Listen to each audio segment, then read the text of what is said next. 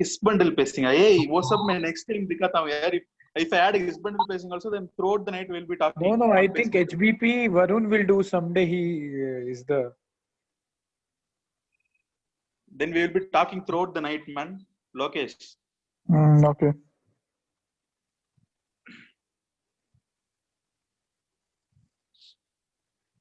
आज क्लास नहीं अटेंड किया लोकेश? हाँ नहीं.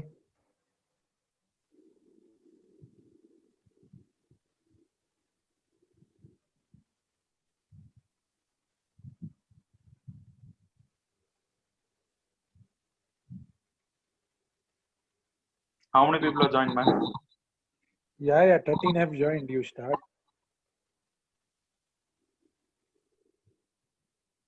We'll wait for 15, 16, huh? 2-3 minutes we'll wait. Huh? ಆಗಲ್ಲಪ್ಪ. Okay.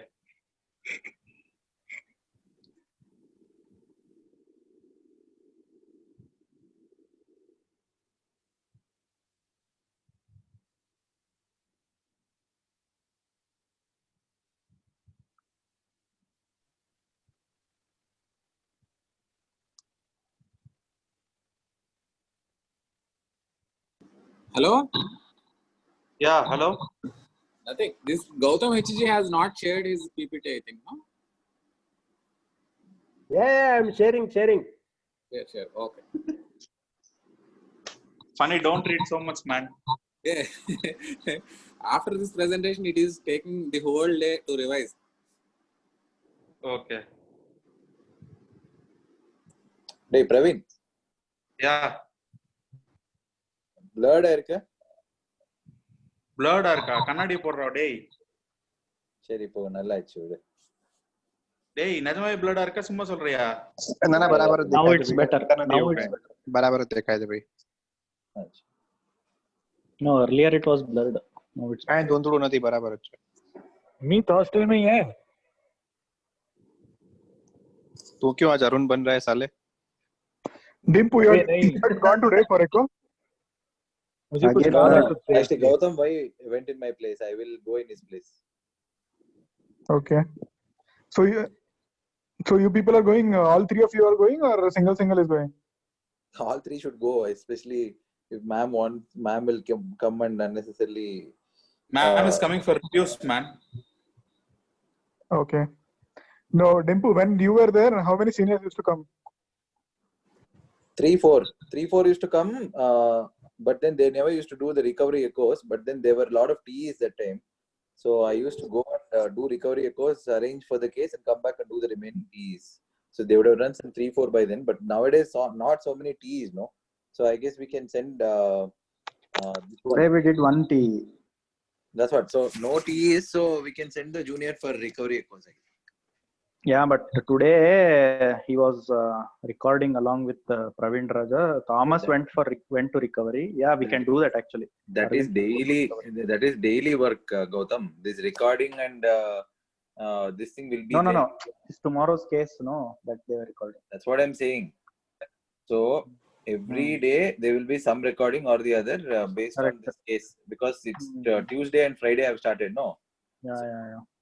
This one Friday's case they'll call him on Wednesday and also tell him something on Thursday. So just make it happen that they go for recovery echoes, because I think it can be done easily, because there aren't much TEs. Only one today. No, because it was his first day also, we thought okay. Correct. But then then that will become a habit. Then if correct. Then he might be like, the previous people have done the recovery echoes. Why is the new batch asking me not to do things?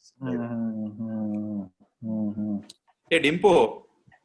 So Actually, Kapil sir called me 2 days back, and he is telling that whoever is posted in Echo na, till Aravind gets well versed with all these things, whoever is posted in Echo to please help him recording echoes. You helped no today, Praveen? No, but hey, today is the first day, so I came, man. Praveen, listen. No, how many days you will require to know how to record? Usually, because we are not supposed to see the echoes, those people were never helping me record anything. So he can take the help. See, these are all standard views, so he can take the help of this Maria ma'am and staff there. what's the point of seeing the echo and then going and seeing the case? I mean, that is the whole thing basically. At least that's what our seniors did to me. They said that Nagmani, that time it was Nani ma'am. Nagmani ma'am has actually told me not to see the case. Actually, Kapil sir is telling he was not interested in this thing only. But he is continuing for third month. So he is expecting the PG to do everything. So only. I know. So Arvind is okay at least. So he will quickly be able to learn and do what is necessary. So he'll pick up quickly. He had brought his laptop with all the recordings for tomorrow's case and was asking how to make the presentation and all. So I don't think it'll be. Yeah, you saw that recording, sir? Yeah, I saw. It was okay. Okay only, na? Yeah, it was okay. Because the patient was, she was not able to lie down so much properly. She was in failure. I think all what was necessary was there. Okay. Then Praveen, we'll start. Yeah. How many people are joined? Varshit is not coming today, yeah? Any idea? Varshit is preparing heavily for care. Okay, sure. Okay. I'll start now. Yeah, start. Yeah. So going into the basics of a pacemaker, I'll just go into the types of pacings and then go into the various timings and the intervals which are needed, which we need to know to read a pacemaker ECG.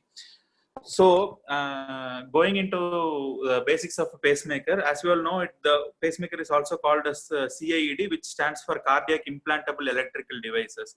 So these are basically devices which are used to replace or support the rhythm of the patient. So it acts through electric field, wherein a stimulus is given which creates an electric field around the heart, which in turn is proportional to the spatial derivative of the voltage which is given, and this interact with the intrinsic electrical activity of the heart, and overall it either replaces or it supplements the intrinsic activity of the heart.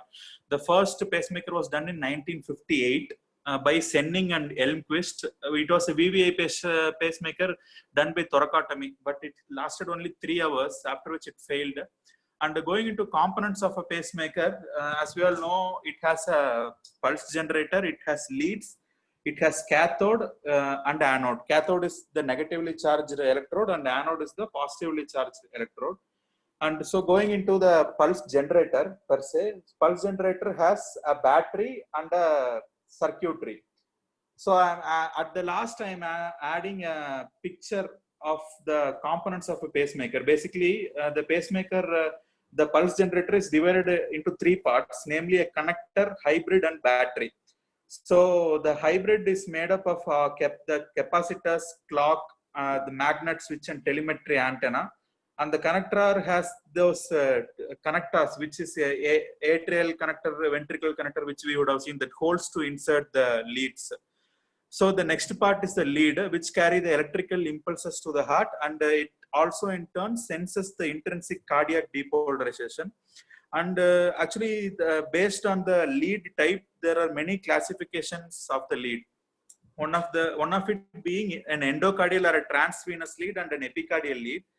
The epicardial lead is again divided into epicardial stab-in sort of leads, myocardial screw-in leads, and suture-on leads.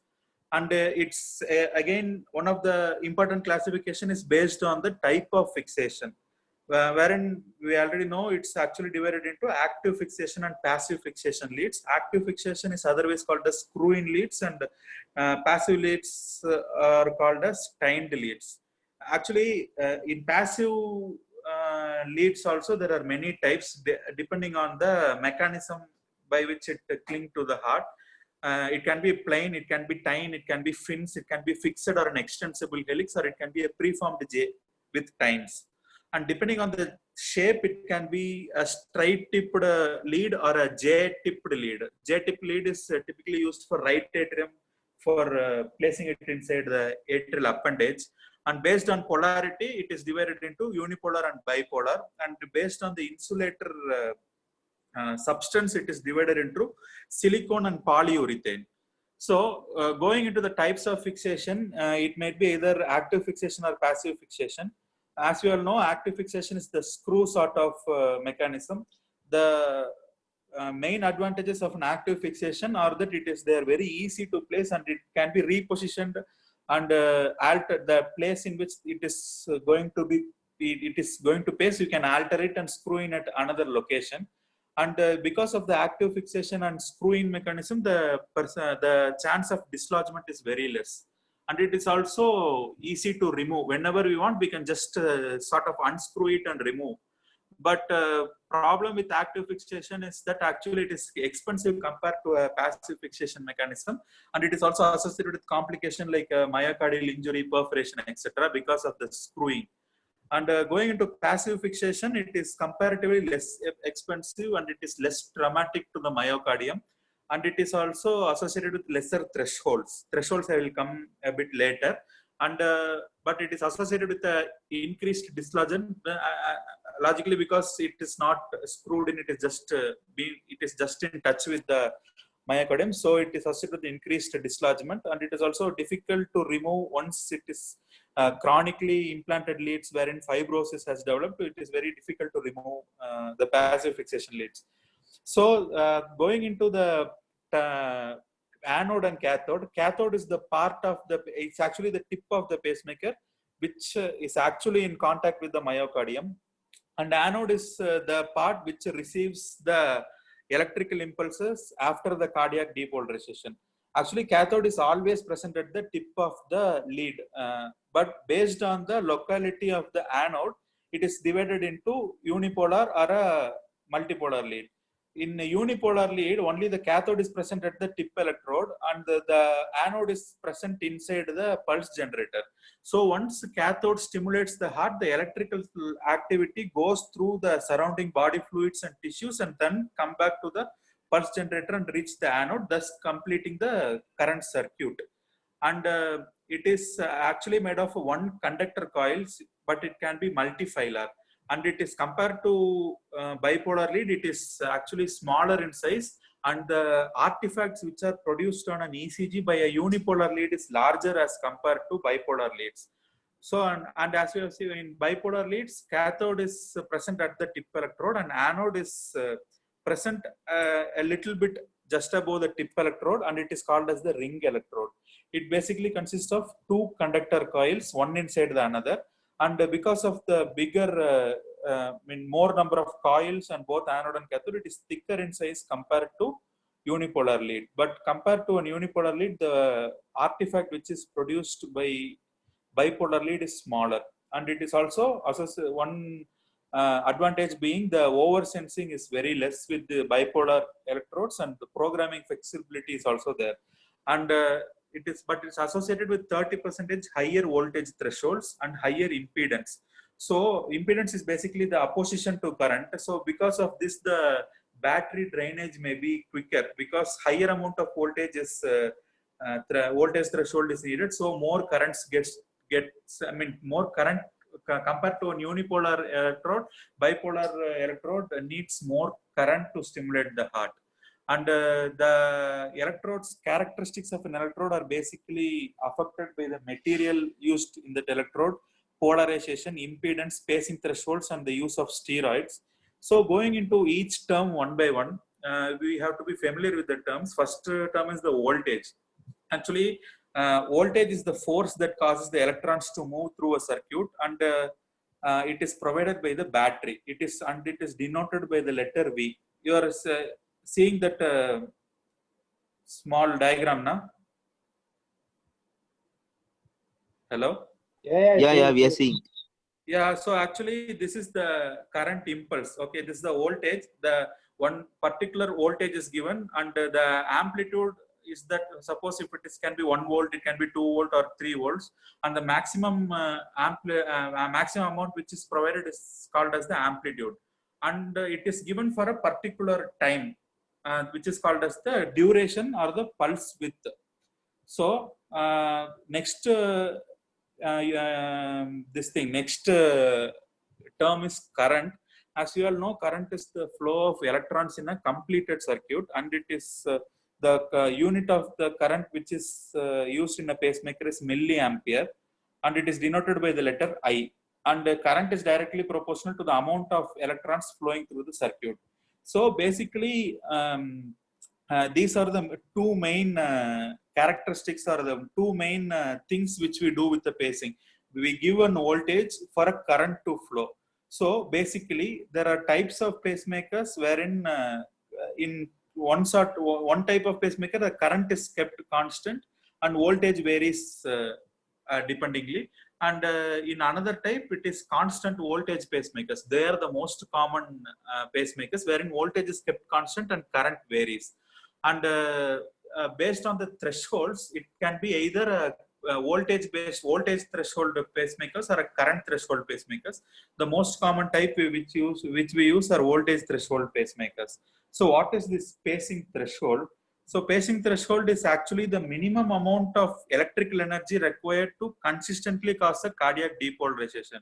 So basically, it is the amount of energy which we have to set it at a particular level, so that and it has to be the minimum amount of energy, electrical energy, which is given by the pacemaker, so that it causes a consistent cardiac depolarization.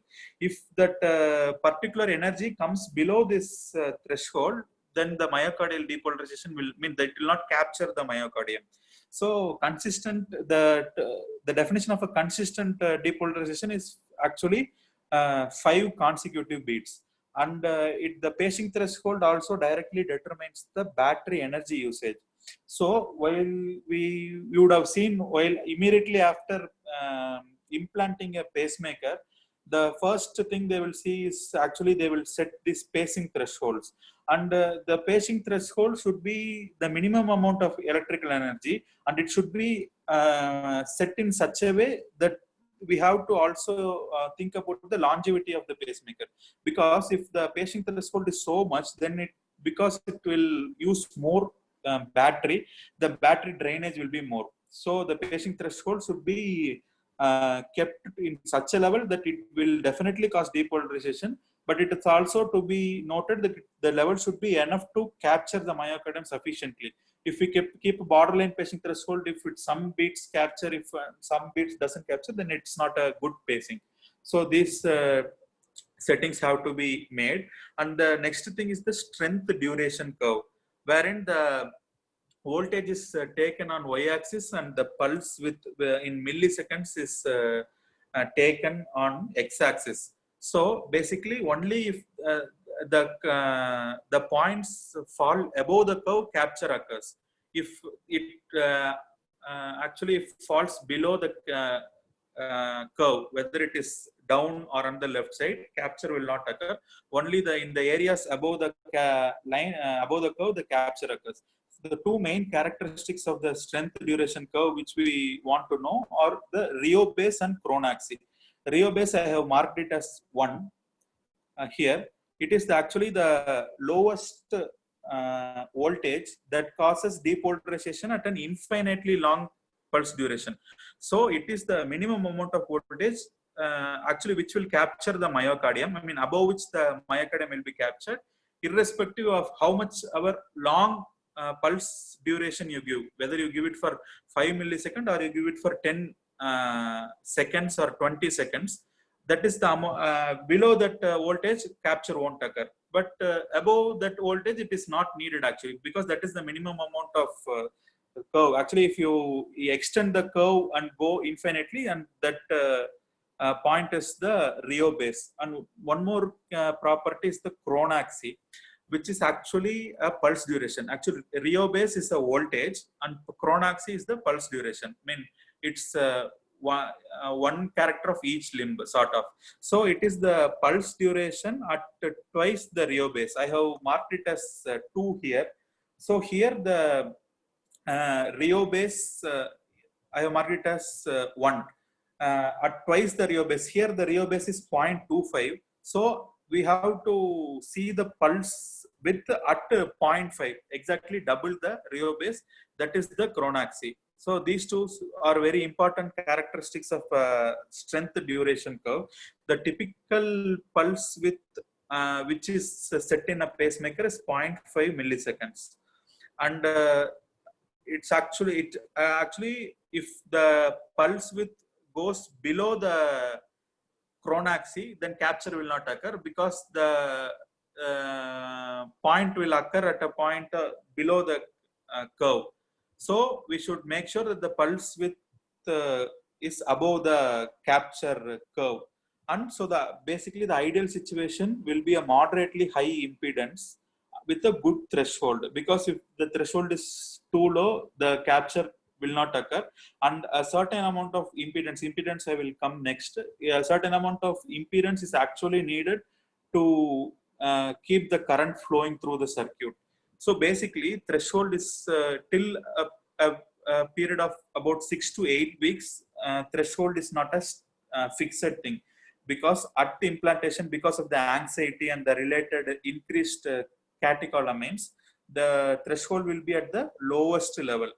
So at implantation, the threshold, that is the minimum amount of threshold which you will ever see. And during the next 2 to 6 weeks, because of this implanted scar, that wound, the edema and inflammation, the threshold actually increases and it reaches a maximum threshold. Later, once the edema and inflammation sets in and the fibrous tissue starts to form, it will decrease the threshold and the impedance will always remain constant during this time. So the final threshold will be somewhere in the middle between the implantation threshold and the 2 to 6 week threshold. So we have to reach that level. So I have written some formulas. I don't know how much it's needed. It's basically charge is the product of current and pulse width, and energy is the product of charge into voltage. So if pulse width is less than a particular threshold, voltage should be very high to capture. See in this diagram, the point where the pulse width line touches the capture curve is 0.5. So suppose here if you are giving a pulse width of 0.4 millisecond, and if such a pulse width is given, then the amount of voltage which is needed to capture is very high, because that line which you draw from the x-axis will never meet the capture curve. The minimum amount of pulse width which is needed to actually bisect, or actually from the x-axis to cross the capture curve, is at least 0.5. So if you come less than 0.5 in this curve, that line is never going to meet the capture curve, which means that how much ever high voltage you give, that capture curve is never going to be met, which means the depolarization is never going to occur. So there will be that particular threshold pulse width below which how much ever voltage you give, how much ever thousands or 2000 voltage you give, it will never be captured below a particular threshold. So there are some ideal values for all these things. The ideal value for voltage is 1.5 to 2.5 volts, and actually it depends, it decides the longevity of the battery. If you are keeping a very high voltage, then it will drain soon. If you are keeping a very less voltage, then capture will not occur. And the pulse duration, ideally it is between 0.4 and 0.6 milliseconds. And safety margin is how many times more than the minimum values you keep. So the voltage should be always twice of the minimum value, and the pulse duration will be thrice of the minimal value. Suppose if you are getting an ideal pulse duration of 0.2, then you will be keeping it 3 times. You will be keeping it 0.6, which you will be immediately after the implantation of a pacemaker on table only. We will connect to the interrogator, and then we will see all these parameters, and just a safety margin is kept so that we will not miss any depolarization. Next term which we want to know is actually the impedance. Impedance is actually measured in ohms, and it is actually the opposition to the current flow through the circuit. And there are two related terms which are more or less same, resistance and impedance. The basic difference being the term resistance is used in a simple circuits wherein there are no capacitors, and which has a constant current and voltage. And impedance, it's a complex circuit with a capacitor with varying current and voltage. So all these are governed by the Ohm's law, which we know it is basically V is equal to IR, wherein the voltage is a product of current and resistance. So basically, if current and resistance are inversely related to each other, and voltage and current are directly related to each other. So by this formula, if impedance increases to reach a particular, to deliver a particular amount of voltage, the current has to accordingly increase. So that, but if the resistance is more, and if the current is less, then the capture will not occur. So if impedance is more, you have to increase the current and voltage to such an extent as to capture the myocardium. So the impedance of any circuit will depend on the resistance of the coils which are used in the circuit and the tissue tissue between the anode and cathode and the myocardial interface, and also it depends on the surface area of the electrode, because the smaller the surface area, the more concentrated are the charges at the tip of the electrode, and so the current density at the tip of the electrode will be more. So if the current density is more, then a lesser amount of current can capture the myocardium. But if the surface area of the tip of the electrode is very high, then all these charges of current will be dispersed over the large area. So basically it will, because of the dispersed, it becomes diluted, the charge becomes diluted over a larger surface area. So you have to give a bigger voltage and more amount of current to capture the myocardium. So it's governed by the tip electrode size and shape. So there is something called as the lead maturation process, wherein I have told now, first 2 to 6 weeks the lead will be surrounded by edema and inflammation. By 6 weeks the fibrotic tissues will form.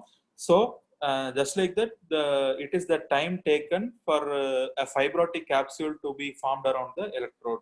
But actually one problem with this is, if the fibrotic capsule is so thick to cause an inexcitable capsule, then it will decrease the current at the interface. So it sort of increases the resistance and the current flow to the circuit. So at that sort of situation, more energy is required to capture the heart. So if more energy is required to capture the heart, here again it will lead to an easier battery drain. The longevity of the battery will be very less. So what they have done, it's these days they are coating or using steroids with the electrodes, because by steroids are known to decrease the thresholds. Actually, what the steroids do is, it will not allow the thresholds to vary so much. It will keep the thresholds near the lower end of the curve for a constant period. It will not give a very high fluctuation of the thresholds. So the next term is sensing. So what is sensing? It is actually, yeah. Praveen, this normal pacemaker does not have a capacitor, no? No. In the pulse gen. Actually, it is, yeah, it only in ICDs and everything it will be there, right? ICD. So no, just come back to that previous page. Yeah. This impedance doesn't always require a capacitor. No, impedance is basically the wire property along with the tissue property, like you said on the left side. It doesn't always need to be a complex circuit. I mean, we can use the term impedance even for a normal pacemaker. That's what I meant. I mean, that is actually, this is the term which has to be used, but because for ease of usage, we need not think about it whether it has a capacitor or not, and then use the term. So we use impedance for everything. But scientifically speaking, this is the term which is to be used with a capacitor and without capacitor. But each time when we are using the term, we can't. No, where is this from? This one, like saying with capacitor. Actually, where this is everywhere, yeah. This is everywhere in the science. No. Impedance means the total resistance offered to the current flow, which includes the wire resistance and the polarization resistance, the polarization threshold, and the tissue resistance. Like till you depolarize the myocardium. And resistance is just the property of the wire. This is a standard teaching, and it doesn't need to be a complex circuit. That's what my understanding is. And impedance is not wrong to be used for a normal pacemaker without capacitor. It is correct. Yeah, that's what. That is actually used in that way, because it's just, we can't think each time whether what we are talking about has a capacitor or not, right? So it is just the way in which we talk. It has become the norm. No, like this JP sir also asked. I'll anyways put the reference up. See the resistance. What is the difference between resistance and impedance? Resistance is the property of the wire. So the lead. And So impedance is the sum total of all resistance. Sum total of all the resistances, including the resistance. That's what. Once you keep on adding more components, then it becomes a complex circuit, and then it is called as impedance. If you're making only one circuit with one battery with one thing, then it is called as resistance. If you keep on adding more complex circuits, many number of ways, many capacitors, then it becomes impedance, because that impedance will be the sum total of all resistance throughout the circuit, whether it is in parallel or in series. Irrespective of whether capacitor is there or not, because there will be a polarization threshold after the lead, and after beyond the polarization threshold, there will be a tissue. So till the depolarization happens, that whole sum is called actually, and also because of this lead maturation, you will have some variable threshold node. So all that put together is called impedance. Because in practical terms, the resistance offered to the current, we take it till the depolarization. So that is why we use the term impedance. Resistance is till you implant that lead into the thing. So the lead, on the lead packing, they would have written what is the resistance, minimum resistance and maximum resistance offered by that lead, because it has not yet gone into the system. It's like that, I'm saying. Capacitor is present in the pacemaker also. Capacitor is the one which stimulates the heart. In ICD, you give a large amount of energy at a time. With the pacemaker, you give a very small amount of energy with same capacitor. No, capacitor maybe the capacitor is smaller. Capacitor is not a necessary part of pacemaker. That's what I mean. Pulse gens can be just with a lithium-ion battery also. No, it is just including the capacitor in the circuit. When you include the capacitor also in the circuit, it becomes impedance. That's what he means. Maybe. I understand, but then the capacitor is not necessary to be there for impedance. That's what I'm saying. If someone asks us what is the difference between resistance and impedance, I'm saying that it has nothing to do with capacitor. The impedance is the sum of the total resistance from the time the pulse is, from the time the impulse is generated in the battery for it to come and depolarize the myocardium. But on the way to the circuit, the capacitor comes first. The capacitor will come, then wire will come, and then the tissue will come. That's what I'm saying. Capacitor should be included. It's a total sum of the whole thing. No, capacitor is not necessary to be there in all the pacemakers. That's what I asked Praveen. Anyways, I'll look that up. But then pulse gen can just have a normal battery alone. It doesn't need to have a capacitor is just basically a charge storer, right? Yeah. So it will just has some two plates. See, capacitor is necessary for it to accumulate charge to accumulate charge, and actually it is sort of at the temporary storage sort of.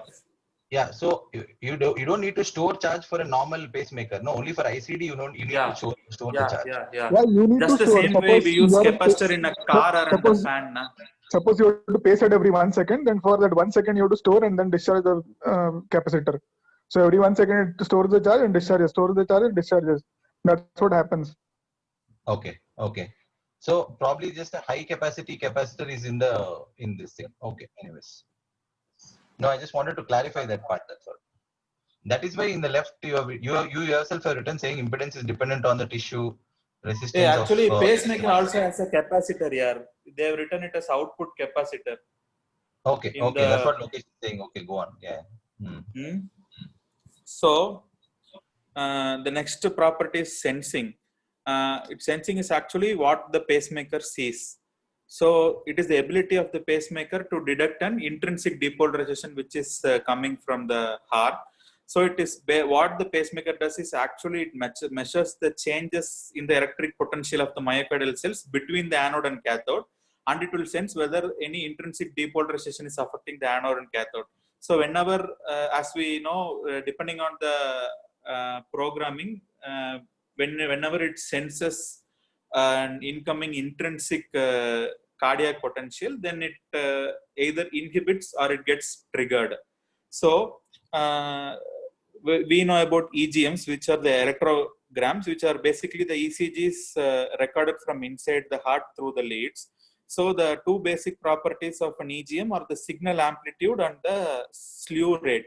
So signal amplitude is the R wave amplitude. In an EGM, normal, as we see in a surface ECG, the amount of deflection of the R wave is called as the R wave amplitude or the signal amplitude, and the slew rate is the rate of change of voltage. So I have marked the triangle here. This is the slew rate. So whenever the peak to peak gets longer, then the curve becomes, the signal becomes flatter and the slew rate becomes lower. So whenever you increase the slope of the amplitude, means the signal, then the slew rate will be very less. The slew rate will be more. So it is the basically the rate of change of voltage. So more the slew rate, increased sensing is done by the pacemaker. Slow, there are certain ideal values for slew rates which are set in, which actually in a normal pacemaker at implantation, the slew rate is kept at more than 0.5 voltage per second for P wave and more than 0.75 voltage per second for R wave.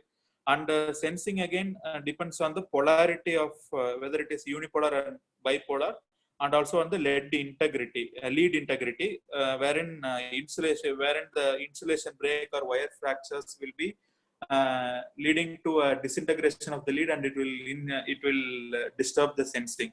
So there are two types of sensing. As we all know, it is under sensing and over sensing. So under sensing is basically the pacemaker doesn't see what has to be seen. Means some wave will occur, some P wave will come from T wave or R wave will come, but it will not be able to sense the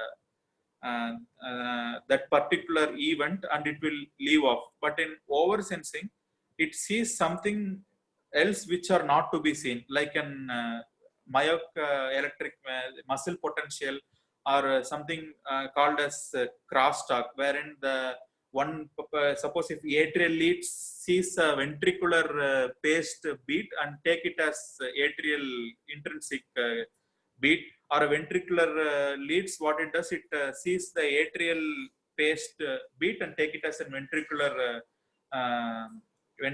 intrinsic activity, and then it silences itself and it will not give a pace. So based on this, actually we know the generic code, which is the NASP and the BPEG. So by position it is divided into 1, 2, 3 and 4. As we all know, the first is the chamber pace, then chamber sense, then it is chamber response to sensing, and the rate modulation. So the term BPEG stands for British Pacing and Electrophysiology Group, and NASP stands for North American Society of Pacing and Electrophysiology. So there is something called as the rate adaptive pacing, wherein whenever the patient is exercising or something, wherein the increased stroke volume is needed, or the increased heart rate is needed for the patient, then there are certain things which can trigger the pacemaker to pace at an increased rate. So depending on what triggers the pacemaker to give the increased heart rate or increased pacing rate, it is divided into primary, secondary and tertiary stimulators. So basically the most commonly used are the secondary thing. As we all know, the primary stimulators are the catecholamine and the level of activity of the autonomic nervous system, and the secondary stimulators are certain exercise parameters like the RR interval, QT interval, minute ventilation, temperature, pH, stroke volume, etc. And tertiary stimuli will be the external movements which happen with exercise, like vibration and acceleration. So next we go into pacemaker timings. So there is something called as a pacing cycle. So pacing cycle is the time between two consecutive events in the ventricle. Means it can be measured both in the ventricle and the atria. It is the one whole, if you take a particular event from one cycle, then it is the time to the exact event in the next cycle. Then there is something called as the timing interval, which is any portion, a particular portion of the pacing cycle, which are named differently as follows. So it is basically divided into, actually there are certain timings for a single chamber pacing, and there are certain timings for dual chamber pacing. So in single chamber pacing, the main timings which are useful are the lower rate interval, the refractory period, the blanking period, and the upper rate. So basically, what is lower rate interval? It is the lowest rate the pacemaker will pace. Means suppose a pacemaker gives an impulse, then you set the suppose lower rate, you set it at 60 beats per minute. So what you have to do is it will actually wait for 1 second. So till 1 second it will wait. So if it is to be paced at 60 beats per minute, then each 1 second it will give an impulse. So at the end of actually till the end of 1 second, it will be waiting for whether intrinsic depolarization is happening or not. If it happens, then based on the mode, it will either trigger itself or it will inhibit itself. So if the lower rate limit is exceeded, means 1 second is crossed, then the next paced beat is given. This is called as the lower rate interval. The next thing is something called as the refractory period.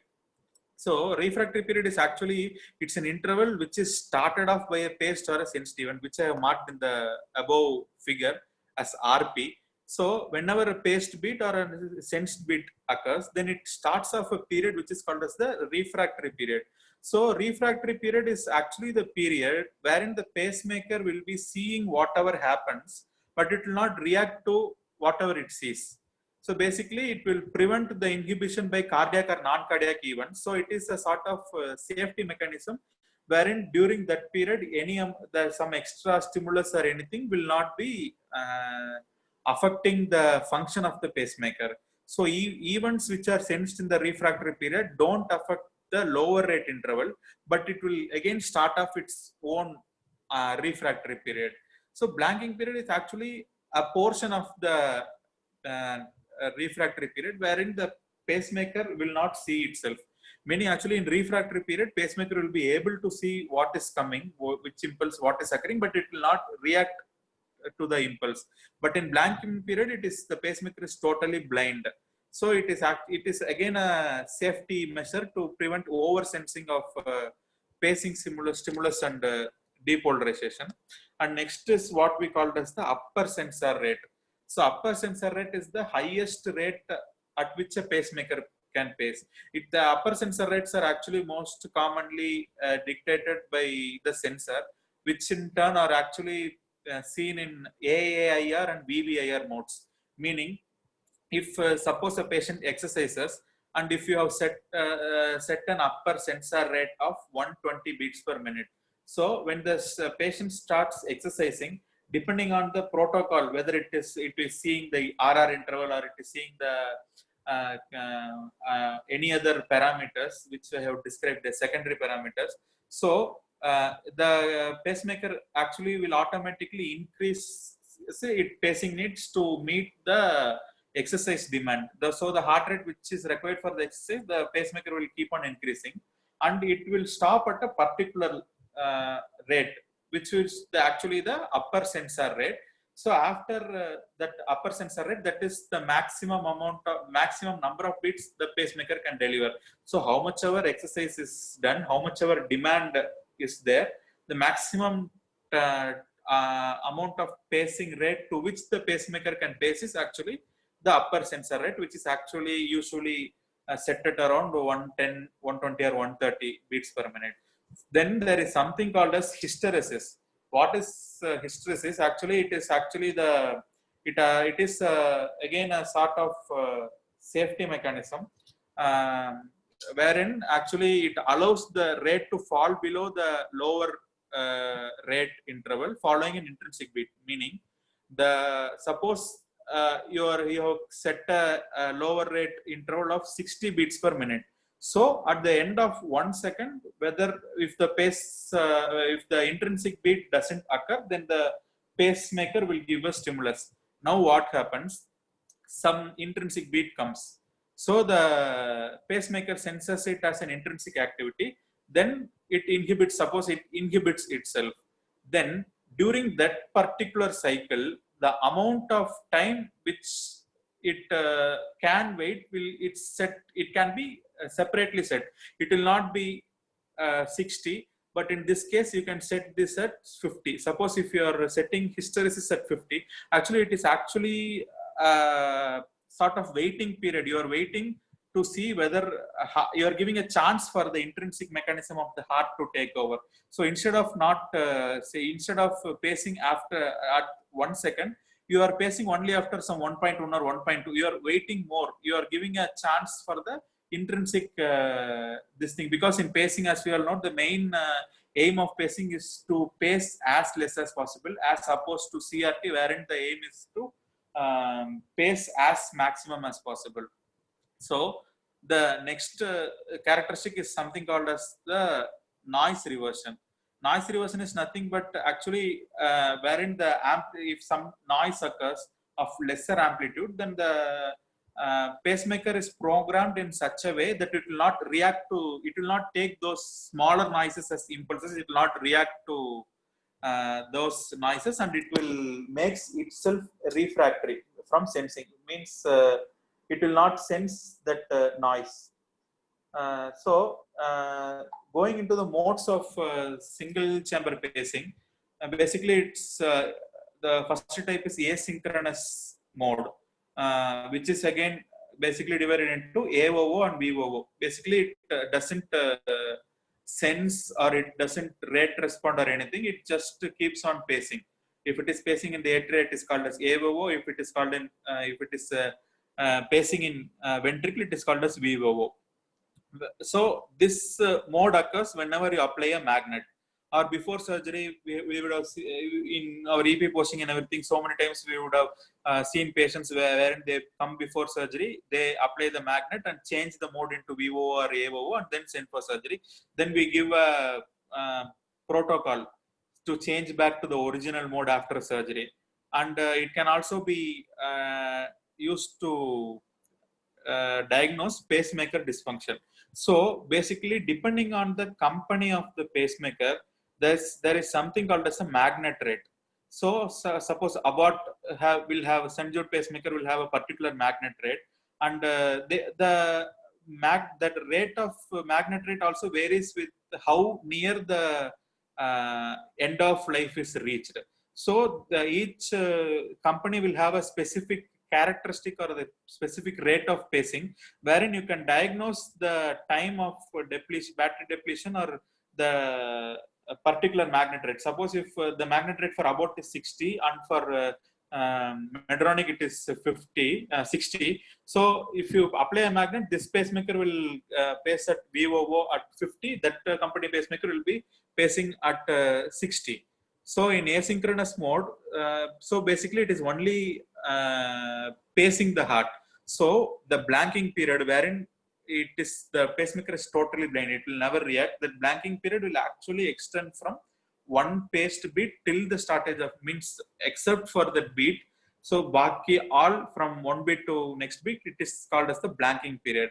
Next mode is the VVI pacemaker, wherein the pacemaker is inhibited by the intrinsic activity. This is the normal mode wherein we give a chance to the ventricle to recover. So as we can see in this small diagram, see the first beat is paced. It will start off an interval, which is the so the first part is the blanking period. Then next interval is the refractory period. Now what happens? An intrinsic beat comes before the end of LRI. One intrinsic beat comes. So this intrinsic beat has again set off a new sensed interval, which is called, which again has a blanking period and a refractory period. So the next beat, it is again waiting for a intrinsic beat to come. Since because the LRI has expired, means the amount of duration of time is over, but still the intrinsic impulse has not come. So again the ventricle has paced. The third beat is a paced beat, and it has again set off the blanking periods and the refractory periods. So next mode is VVIR. So this again is the rate responsive pacing.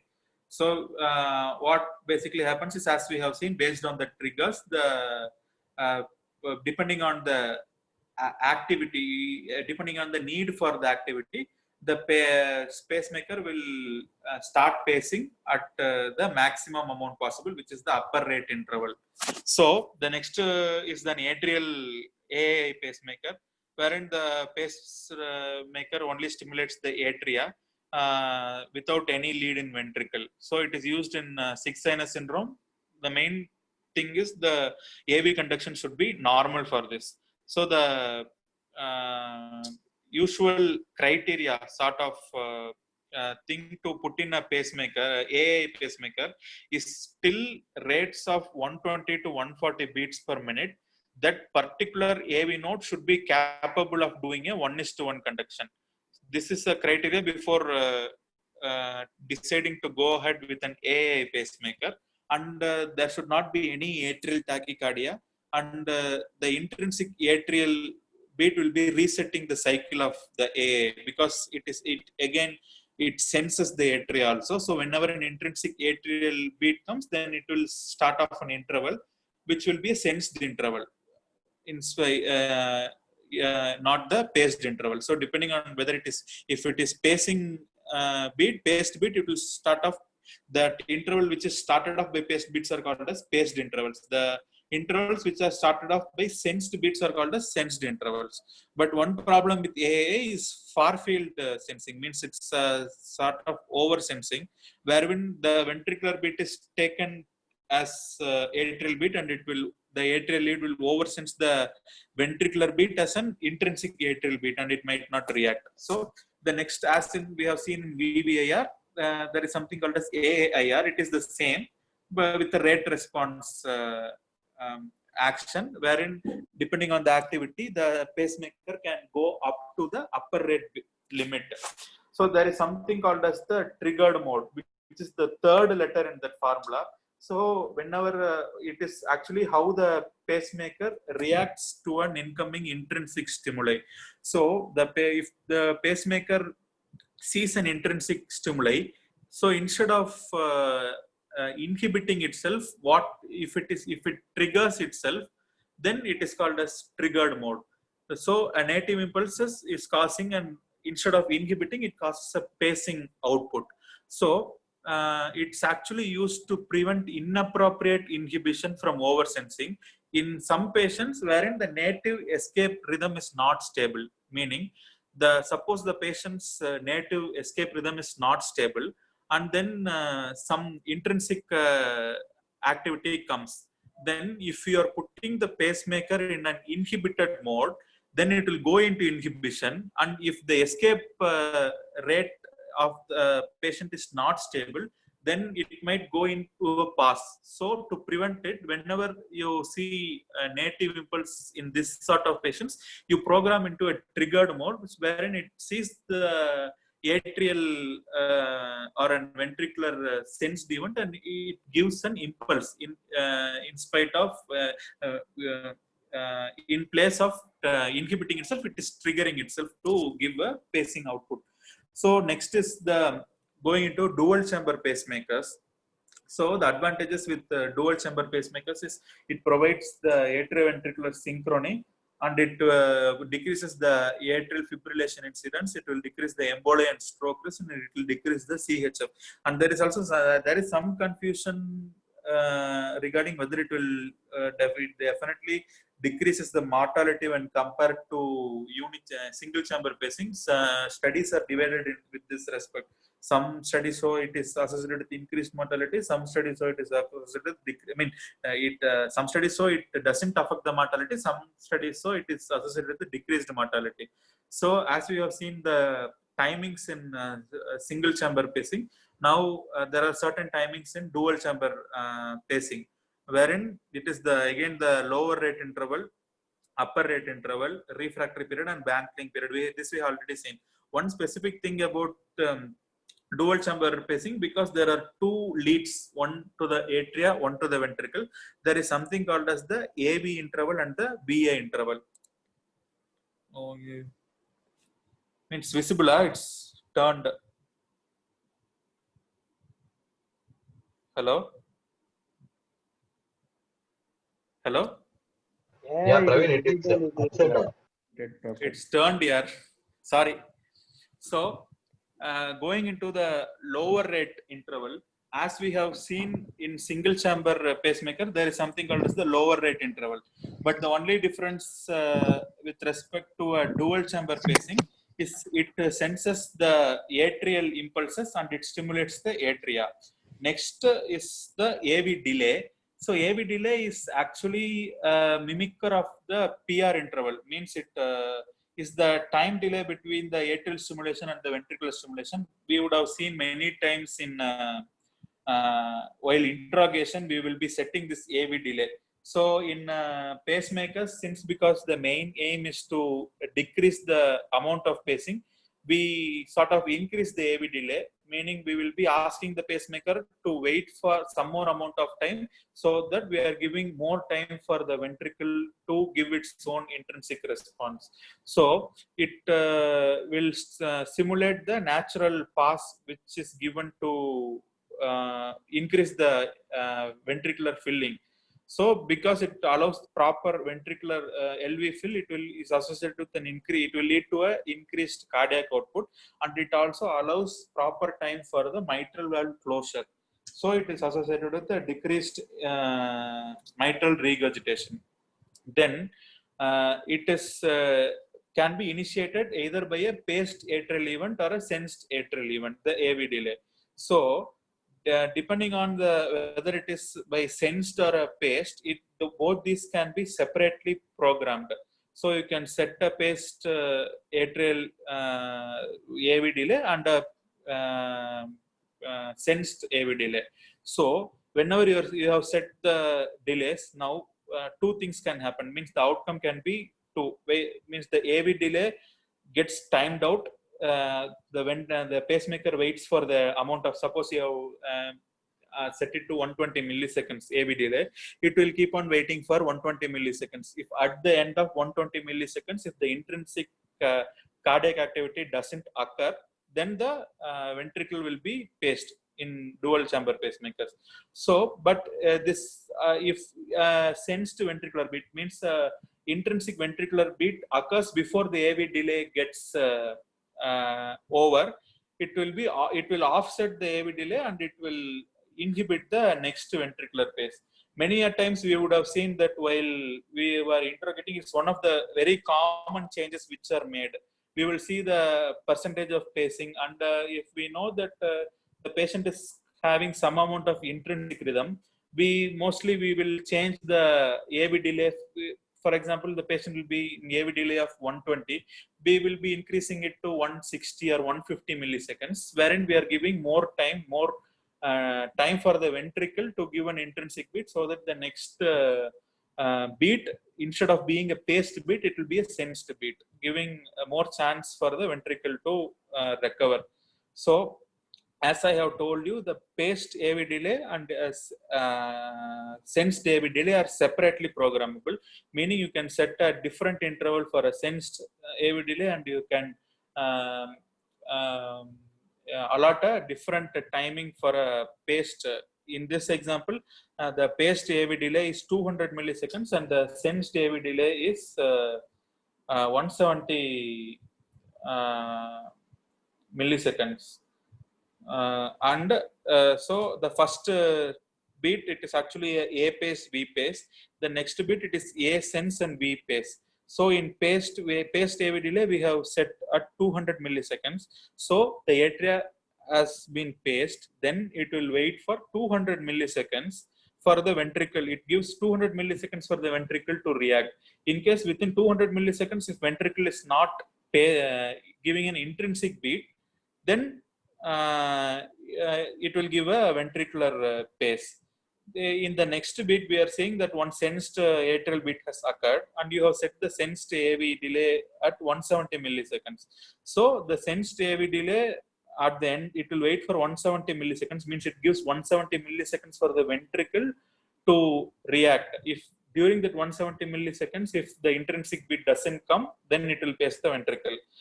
So usually the sensed AV delay is programmed to a value shorter than paced AV delay by around 25 milliseconds. So next, going into the VA interval. VA interval is otherwise called as the atrial escape interval. So it is basically the interval between one ventricular paced beat to the next atrial paced beat. It is the longest period that may elapse after a ventricular event before the atrium must be paced.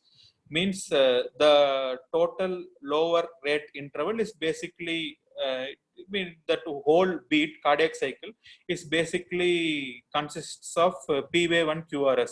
Means if the P is paced and R is paced, it is a paced atrial beat and a paced ventricular beat. So from one paced atrial beat to the next paced atrial beat, it is, as we have seen already, it is the lower rate interval. So this lower rate interval is again constituted by two components, which is the AV interval and the VA interval. So if you want to calculate the VA interval, it is basically the difference between the lower rate interval and the AV interval. It can be either initiated by a paced ventricular beat or a sensed ventricular beat. So there is something called as these are all the characteristics of dual chamber pacemakers. Going into the next property, which is the upper rate activity. Actually, as we have seen in single chamber pacemaker, it is the maximum amount at which the pacemaker can pace, depending on what the sensors, depending on the activity and need. The sensor senses something and tells the pacemaker, go ahead and increase your rate, and it will go on till the upper rate activity. And there is also something called as the upper tracking rate in a dual chamber pacemaker. It is nothing but the rate till which the AV node conducts at 1:1, meaning the maximum ventricular rate is ventricular paced rate in response to a sensed atrial ventricular events. Suppose you have set the upper tracking rate to 130. If the atrial rate is 130, that the maximum, that is the maximum beat which will be conducted 1:1 to the ventricle.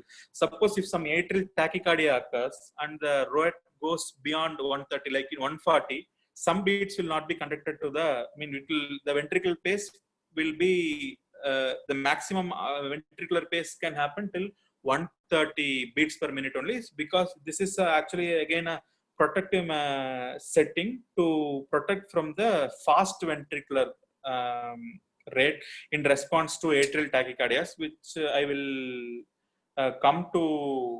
come again to in the pacemaker mediated tachycardias, which I will be discussing at the last. There is something, the next period is there is something called as the refractory period. We have seen a refractory period and blanking period for single chamber pacemakers. Now we are going into the dual chamber pacemakers. In dual chamber pacemakers, the refractory period can again be divided into VRP and PVARP. So it is the VRP is the ventricular refractory period. As we have seen, during the refractory period, the pacemaker will be seeing, but it will not be responding. But in blanking period, the pacemaker will not see at all. It will be totally blind to whatever happens. So what is VRP? VRP is the refractory period, which a ventricular beat sets off in the ventricular lead. PVRP is post ventricular atrial refractory period. Means a particular ventricular beat, if it starts off a refractory period inside the same ventricular lead, then it is called as VRP. If it sets off a refractory period in the atrial lead, it is called as PVRP. The purpose of the refractory periods is slightly different. The VRP basically prevents self-inhibition by sensing T waves.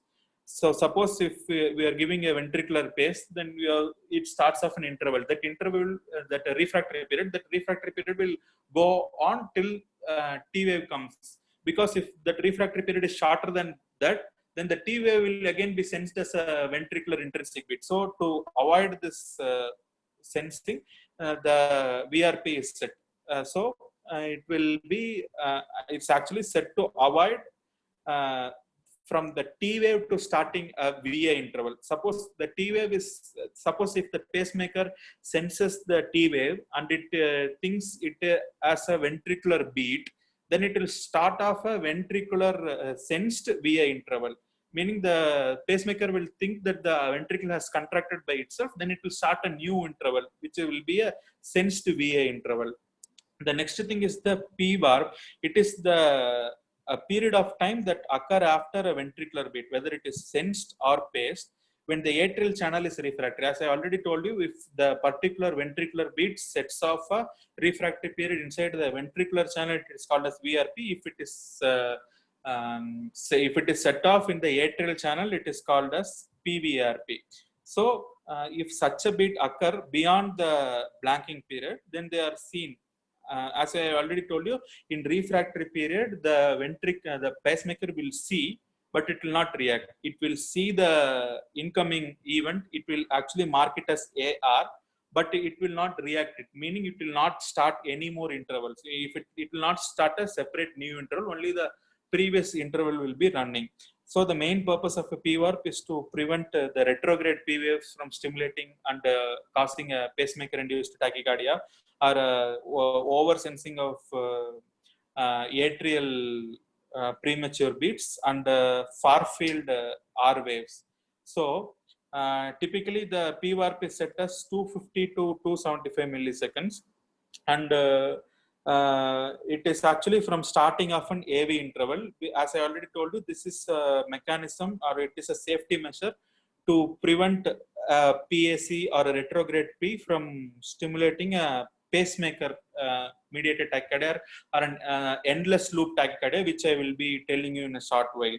So as we have seen blanking period for single chamber pacing, there is something called as blanking period for dual chamber pacing also, wherein the pacemaker will not see, it will be totally blind to whatever happens. There are actually four types of blanking period.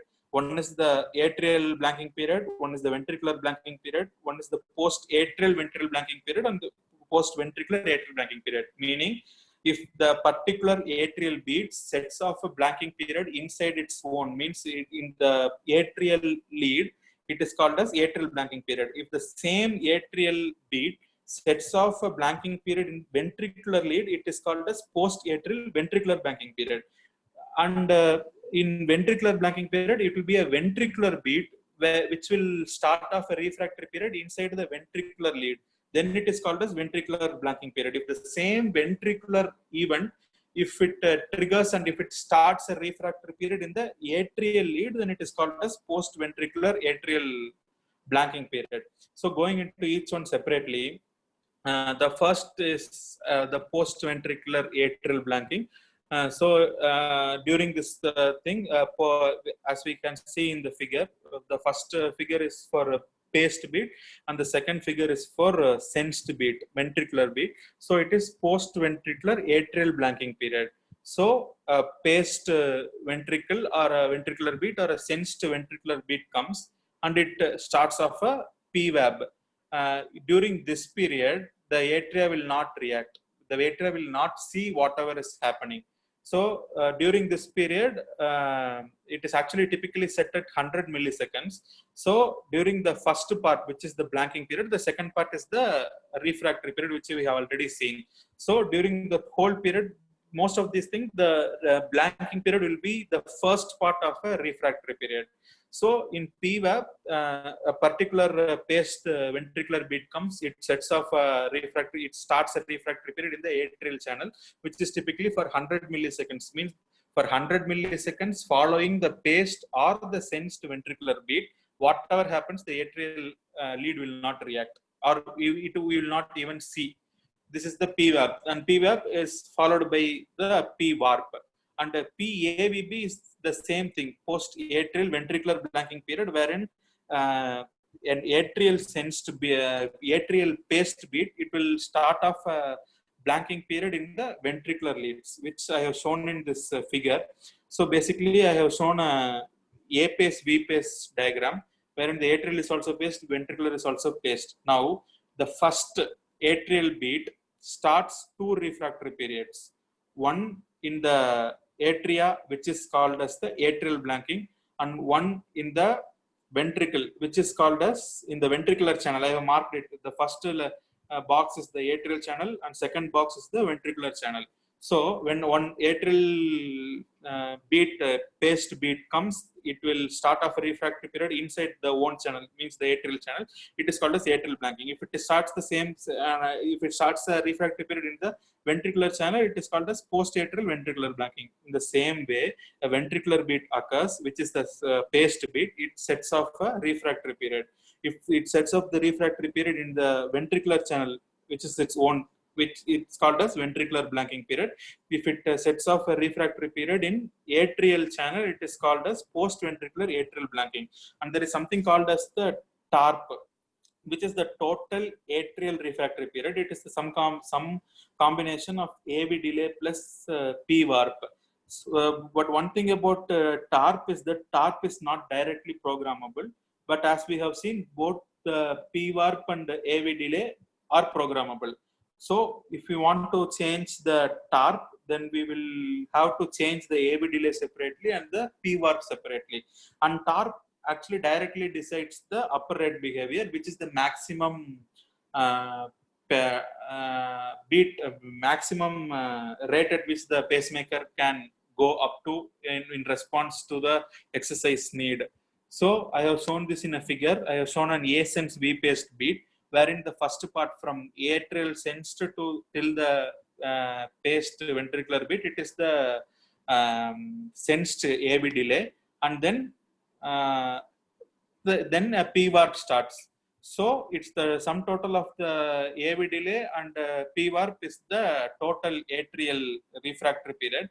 So if atrial rate goes beyond this limit, means if it's fall inside TARP, means if the heartbeat goes on increasing at one point of time, that next atrial beat will come inside the TARP.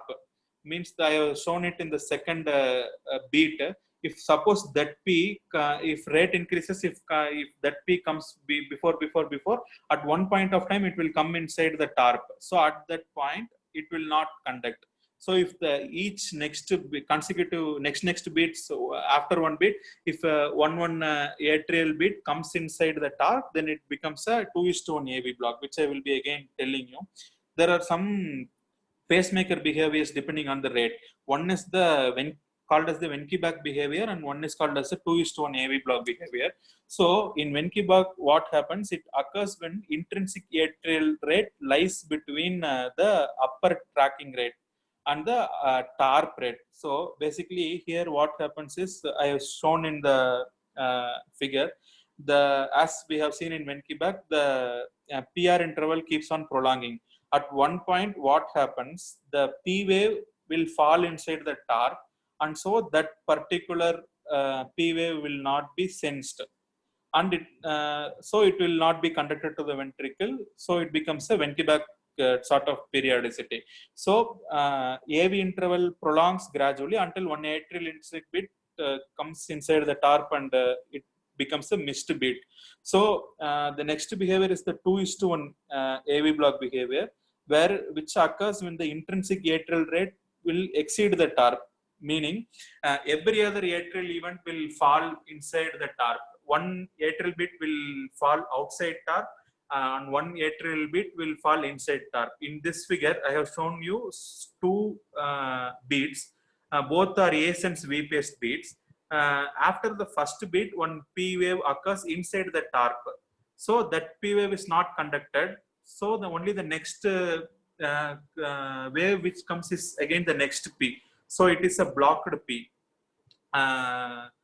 So whenever such and the next P is again getting conducted, means it's a V-paced beat only, but it is 1:1 related to the next ventricle, but the next P is coming inside the TARP and getting missed. So basically how the pacemaker, all these behaviors are depends on the rate. Suppose if the atrial rate is less than the upper tracking rate, it will be 1:1 conduction. As we have already seen, whenever the atrial rate is below a particular upper tracking limit, because as I already told you, once the upper tracking rate limit tracking rate is reached, then some beats will not be conducted to the ventricles. As far as the atrial rate is lesser than the upper tracking limit, it will be a 1:1 conduction. But if the atrial rate is a bit more than that, where it has fallen between upper tracking rate and the TARP rate, then it will be a Venki periodicity. If it is atrial rate more than the TARP rate, then it will be a 2:1 AV block. So everything will be depending on how fast the atria beats. So the first part will be a normal atria beating, wherein the rate will be still lesser than the upper tracking limit. So it will be conducted 1:1. Then comes a period which will be then comes a rate which will be between the upper tracking rate and the TARP, wherein the periodicity will be Venki-Bach periodicity. Then again the atrial rate goes on increasing. Some atrial tachycardia or something happens wherein it crosses the TARP rate, meaning each only one beat will be conducted and the next P will be falling inside the TARP.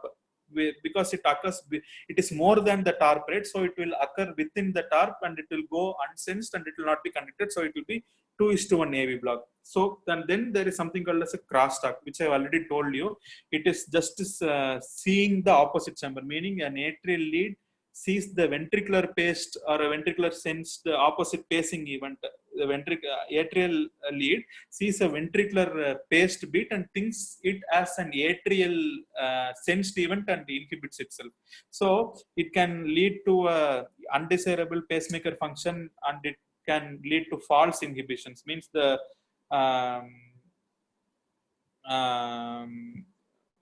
the pacemaker will inhibit itself and it can cause pacemaker malfunction. So to inhibit crosstalk, there is something called as safety pace interval.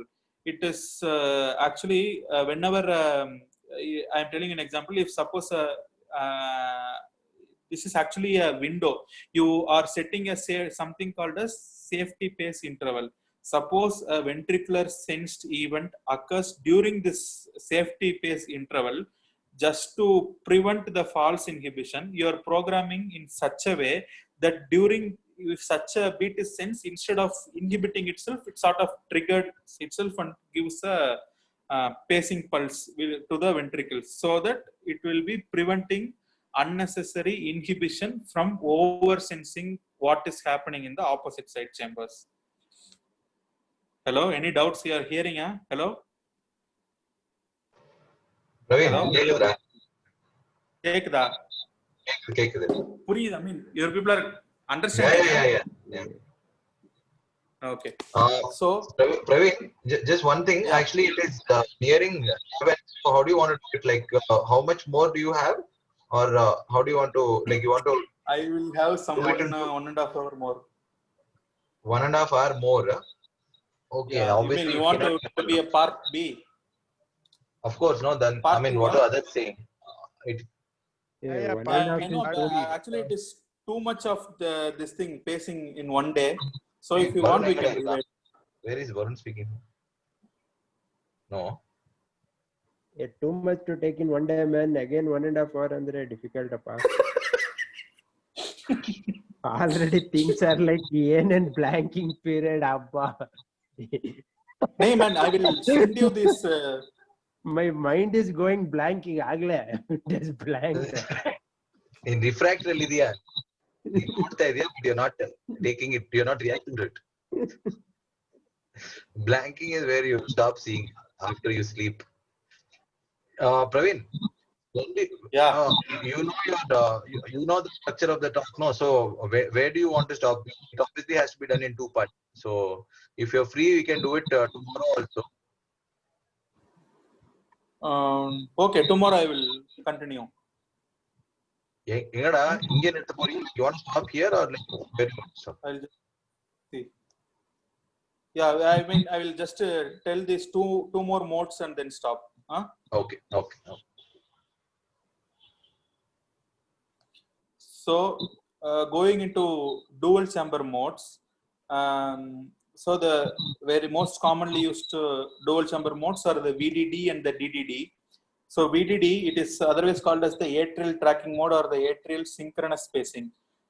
So basically, what all happens? Suppose atrial sensed beat comes, it will start off a sensed atrial sensed AV delay.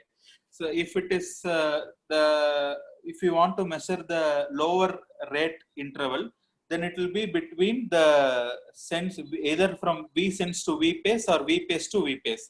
Suppose if it's actually VDD, meaning it is pacing in the ventricle, but it is sensing both the chambers. It is sensing both atria and ventricle. So if no atrial sensed beat comes, because the second letter tells us that it is, even though it is pacing only the ventricle, it is still sensing what is happening in the atria. So if the atrial sensed beat occur at the end of LRI, means the lower rate interval, then paced I mean, if no atrial sensed beat occurs, then at the end of LRI, then paced ventricular beat will be delivered. It is especially useful in AV blocks with intact sinoatrial node function, especially in congenital AV blocks. I have drawn this figure showing the VDD pacing, wherein the pacemaker, after delivering a ventricular paced beat, it is waiting for a particular, which is waiting for the lower rate interval. That till that interval, it is waiting to see whether any atrial sensed beat is occurring or not. In the first between the first two beats, atrial sensed beat is occurring before that LRI expires, so it offsets the interval and starts a new interval. But in the third beat, no atrial sensed beat has occurred till the end of the lower rate interval. So the pacemaker has paced the ventricle. The next most commonly used mode is the DDD mode, wherein both are paced, both are sensed, and both inhibited and triggered activity is there for the pacemaker. Suppose if atrial sensed beat occurs, meaning the atria depolarize by itself, then it will inhibit the next atrial paced beat, and it will start off a LRI.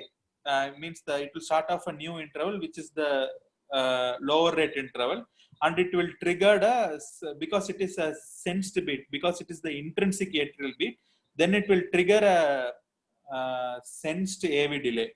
In the same manner, if atrial paced beat is needed, I mean, if it will wait, if there is no intrinsic atrial activity, then it will give a pace. After a pace, it will again start a lower rate interval, and it will, as I already told you, if it is a sensed beat, the AV delay is called as a sensed AV beat. If it is a paced beat, it is called as a paced AV delay. As we have already seen, both the sensed AV delay and paced AV delay are separately programmable. You can allot different timings to both these values. If it is going to be a sensed ventricular beat, then it will inhibit the next ventricular pacing beat. I'm stopping with this before going into the guidelines. Okay, done. We'll have it tomorrow only. Are you traveling tomorrow, or will you present tomorrow? Praveen? Yeah, tomorrow I'll present. Yeah, sure. Okay. Praveen? Okay. Thanks. Yeah, Thanks. It was very nice.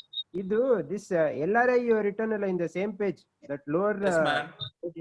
Then the difference Yes, between LRI and hysteria is, what is the difference? Actually, LRI is the time till which the pacemaker will wait to give a paced beat. Okay. Yeah.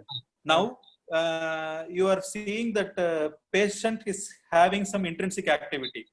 Okay. Yeah. So what will be your aim, man? Your aim will be to give more time to the heart before pacing, just to see whether the heart is recovering or not, because your main aim is to decrease the paced beats as far as possible.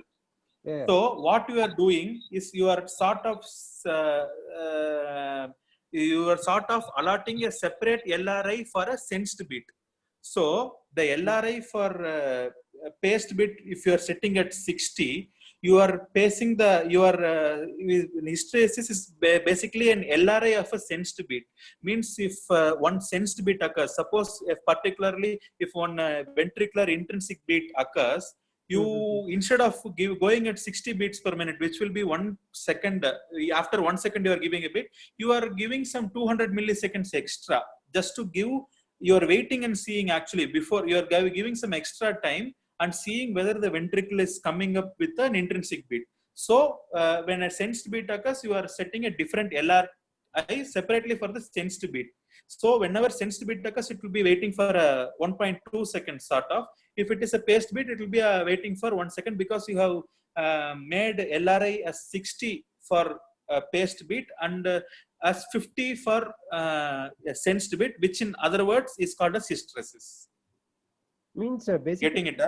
yeah, if basically following a paced beat, it is always LRI, or even after following a paced beat, there will be hysteric period. No, man, actually LRI is the minimum amount of, it is the least, the minimum heart rate, right? Minimum paced rate, right? So, yeah, suppose intrinsic beat comes, man. Okay. So, what you have to do, what you are aiming is, you are giving more time for the ventricle to recover. So, instead of waiting for 1 second, you want to wait for 1.2 seconds. You are giving 200 milliseconds more to wait and see whether the ventricle is giving an intrinsic beat or not. So, for every beat, it will be like that, or then they only sensed beat. No, it only sensed beat. If it occurs for a paced beat, if it is occur for a paced beat, it will follow 60 beats per minute protocol, which is called as LRI. If a sensed beat comes, it will follow the 50 beats per minute protocol, giving extra time for the ventricle to give its intrinsic rhythm, in which case it is called as hysteresis. It is basically LRI of a sensed beat. LRI is LRI of a paced beat. Okay, that means if a sensed beat comes for the one beat, then for the subsequent beat, it will wait for 120 seconds. If the intrinsic beat comes, it depends on how low you are setting, man. Hysteresis. You can even set as 40 beats per minute or 50 beats per minute. Basically, it revolves around the idea of decreasing the paced beats as less as possible and giving more time for the ventricle to come up with an intrinsic beat. So it depends upon the previous beat. So previous beat, whether it is sensed or paced. Whether it's sensed or paced. If it is paced, it will set off an LRI. If it is sensed, it will set off a hysteresis, which is separately programmable from an LRI. Okay. So that is only, then this history is only for dual chambers. Hysteresis is, single chamber also, I think you can do it, man. If you are going in for a single chamber pacing, what you are doing is you are programming such a way that if a sensed beat comes, you are increasing the hysteresis. It can be done for single chamber also. It has nothing to do with atria and ventricular leads. It is one lead. Suppose if you are doing VVA, VVA single chamber, you are stimulating ventricle, you are sensing ventricle. Suppose you are setting an LRI of 60 beats per minute and hysteresis of 50 beats per minute. Now it will wait for 1 second, means 60 beats per minute. So 1 beat per second. It is waiting for 1 second, and it will see whether which beat is coming.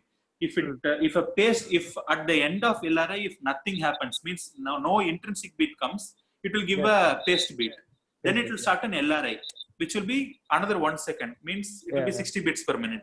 If suppose before the LRI finishes, if a sensed beat comes, it will go into hysteresis, means it will be pacing at 50 beats per minute. It will be coming to 1.1 or 1.2 seconds, meaning it is giving more time for the ventricle to check whether it is recovering or not, it is giving an intrinsic beat or not.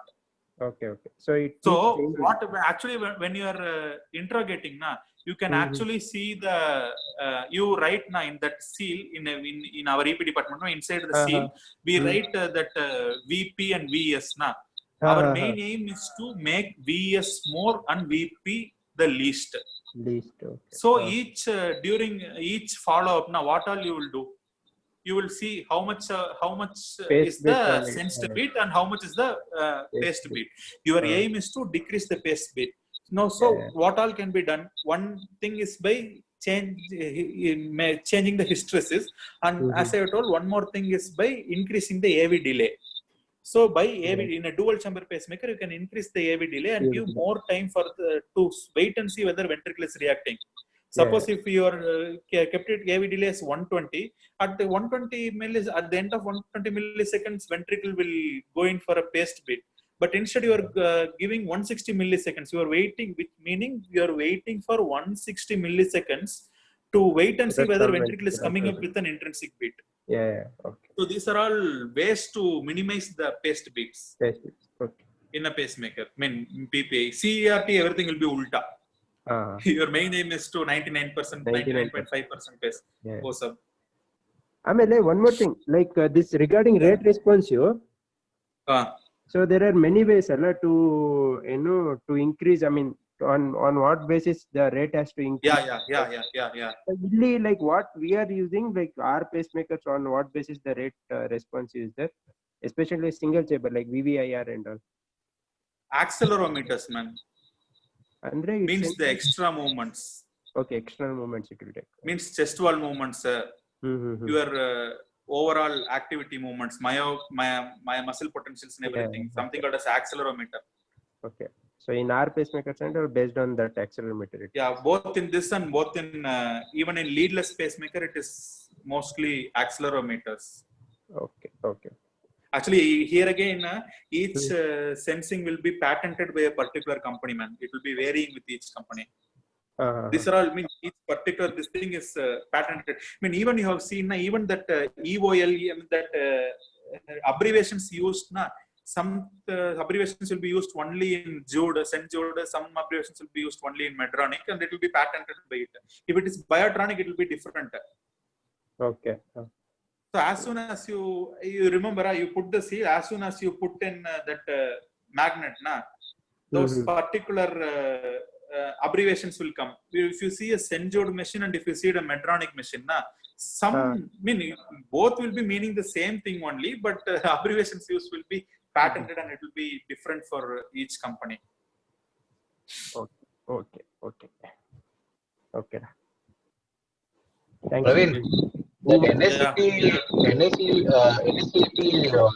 labeling, I think that's calling 5 also, multi-site pacing for CRT and things. Yeah, it's there.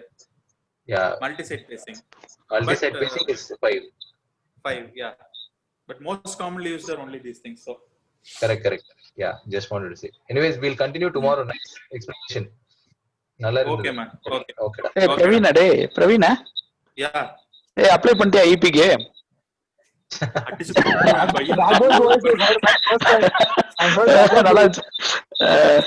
சரிடா, okay.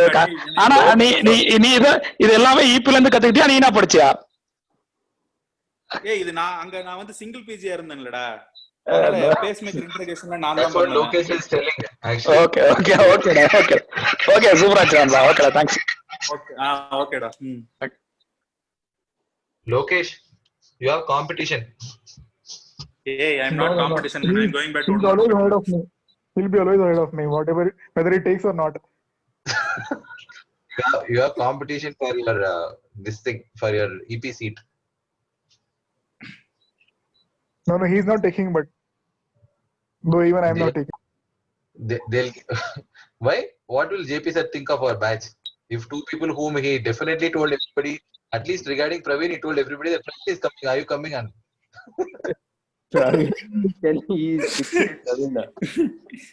If they give pass, I am running, man. That's all. Okay, man. Bye. Good night. Tomorrow, bye. Okay. Okay. Bye, Praveen.